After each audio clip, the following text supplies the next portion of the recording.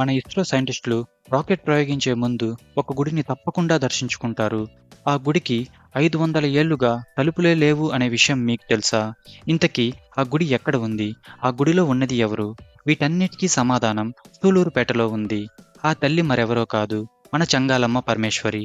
నేను చెప్పబోయే కథను చివరి వరకు వినండి. ఇస్రో సైంటిస్టులు కూడా ఈ తల్లిని ఎందుకు నమ్ముతారో మీకే అర్థమవుతుంది. 500 ఏళ్ల క్రితం సూలూరుపేటని శుభగిరి అని పిలిచేవారు. ఈ ఊరికి పక్కనే కళింగ అనే నది ప్రవహిస్తూ ఉంటుంది. ఒకరోజు నది పక్కన పశువులు మేపే పిల్లలు సరదాగా నదిలో ఈత ఆడుతూ ఉన్నారు.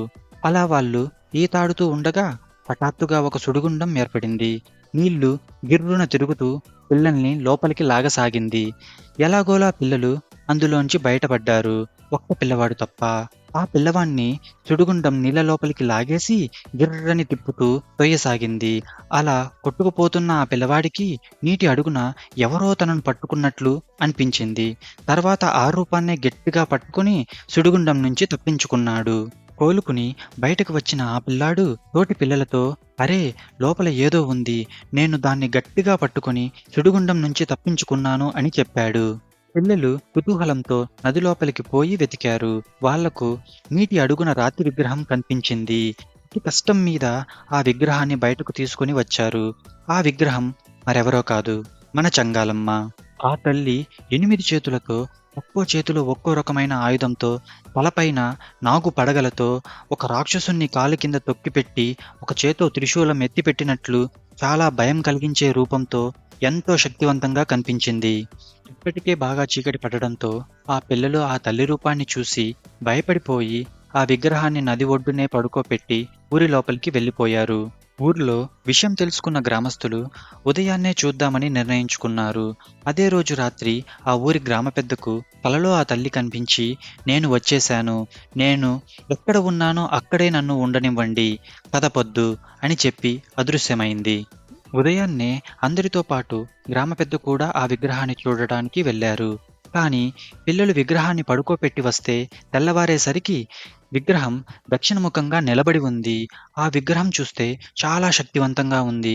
కాబట్టి ఇక్కడి నుంచి తీసి వేరే చోట ప్రతిష్ఠించి పూజ చెయ్యాలి అని నిర్ణయించుకున్నారు. ఎంత కదిపినా విగ్రహం మాత్రం కదల్లేదు. ఇప్పుడే గ్రామ పెద్దకు కలలో కనిపించిన విషయం గుర్తుకు వచ్చి ఆ విగ్రహాన్ని అక్కడే ఉంచి చిన్న పాకలు వేసి వాళ్ళ స్తోమతకు తగ్గట్టు అప్పటి నుంచి పూజలు చేయటం మొదలుపెట్టారు. అలా కొంతకాలం గడిచాక చుట్టుపక్క ఊళ్ళ నుంచి భక్తులు రావటం పెరిగింది.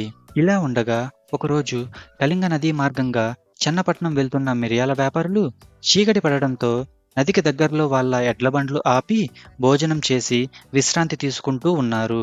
అప్పుడే ఒక వృద్ధురాలు అటుగా వచ్చి వాళ్ళను, కాసిన్ని మిరియాలు ఇవ్వండి నాయనా, నాకు చాలా తలనొప్పిగా ఉంది అని అడిగింది.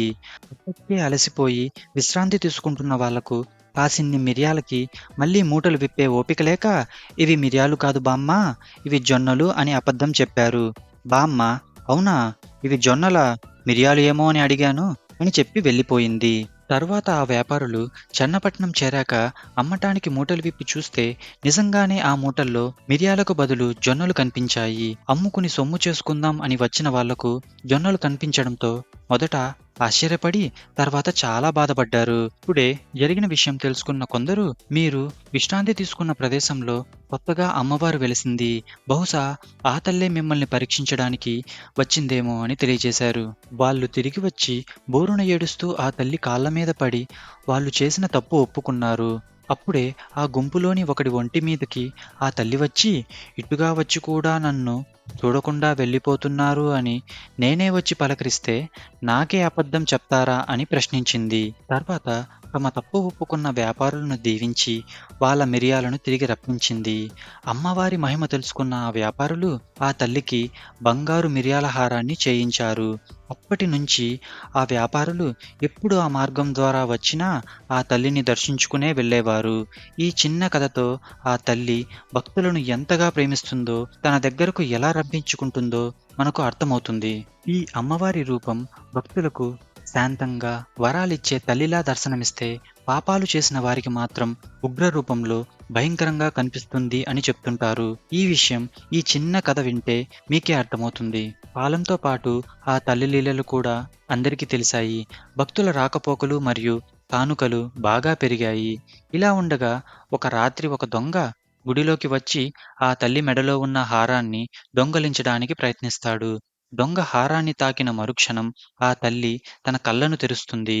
ముందే ఆ తల్లి 8 చేతులతో కాలి కింద ఒక రాక్షసుని తొక్కి ఉన్న రూపంలో భయం కలిగించేలా ఉంటుంది. ఆ రూపాన్ని, ఎర్రటి ఆ కళ్ళను చూసిన ఆ దొంగ అక్కడికక్కడే స్పృహ కోల్పోయి కింద పడిపోయాడు. ఉదయాన్నే విషయం తెలుసుకున్న ఆ గ్రామస్తులు గుడిలో పడి ఉన్న ఆ దొంగను లేపి దేహశుద్ధి చేసి ఆ తల్లి మహిమను దొంగ రూపంలో మరోసారి తెలుసుకున్నారు. ఇలాంటి సంఘటన మరోసారి జరగకుండా ఆ గ్రామస్తులు గుడికి తలుపులు చేయిస్తారు. ఇప్పటికే చీకటి పడడంతో తలుపులను పక్కనే ఉన్న చెట్టుకు ఆనించి ఇంటికి వెళ్తారు. ఆ రోజు రాత్రి ఆ గ్రామ పెద్దకు తల్లి కలలో కనిపించి, నా గుడికి తలుపులు పెట్టకండి. నా భక్తులు పగలు, రాత్రి అనే తేడా లేకుండా నన్ను దర్శించుకోవాలి అని చెప్పింది. ఉదయం గుడికి వచ్చి చూస్తే చెట్టుకు ఆనించిన తలుపులు చెట్టులో కలిసిపోయి మొలకలు వచ్చేశాయి. ఈ చెట్టు ఇప్పటికీ మనకి ఈ ఆలయంలో దర్శనమిస్తుంది. దీన్నే చెంగాలమ్మ వృక్షం అని అంటారు. కొందరు ఈ చెట్టులో వివిధ దేవతామూర్తుల ఆకారాలు కనిపిస్తాయని నమ్ముతారు. ఈ రోజుకి కూడా ఈ ఆలయానికి తలుపులు లేవు. భక్తులు ఏ సమయంలో అయినా ఈ తల్లిని దర్శించుకోవచ్చు. ఇంతకీ ఇస్రోకి ఈ గుడికి ఉన్న సంబంధం ఏంటో చూద్దాం రండి. శ్రీహరికోట సూలూరుపేటకునే ఉంటుంది. ఇక్కడి నుంచే భారత అంతరిక్ష ప్రయోగాలు జరుగుతాయి.